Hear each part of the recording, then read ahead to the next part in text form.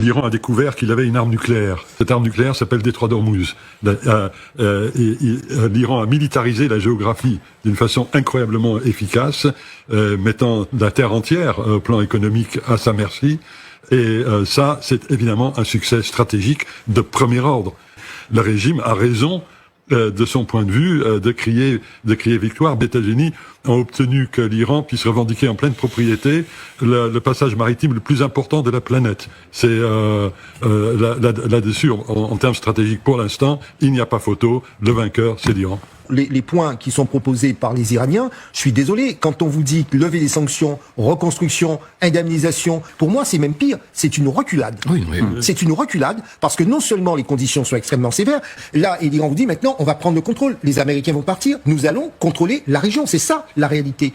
Écoutez de quelle façon Medvedev se commente là, lisons plutôt très exactement, l'Iran a testé son arme nucléaire, dit-il, elle s'appelle le Détroit d'Ormuz, son potentiel est inépuisable. Alors souvent Medvedev est un peu baroque, mais là, faut avouer, alors évidemment, c'est pas un démocrate, hein, mais son analyse est assez juste. C'est une vision stratégique. Ouais. C'est une vision stratégique. Les Russes, ils ont des tas de défauts, mais il manque pas de vision stratégique. Puisque vous êtes dans les chiffres, le budget militaire, vous l'avez rappelé, des États-Unis, c'est 1000 milliards. Le budget militaire annuel de l'Iran, officiellement, c'est 10 milliards. Donc, en fait, le contribuable américain, là, il est en droit de se demander, mais qu'est-ce que ça m'achète, 1000 milliards ?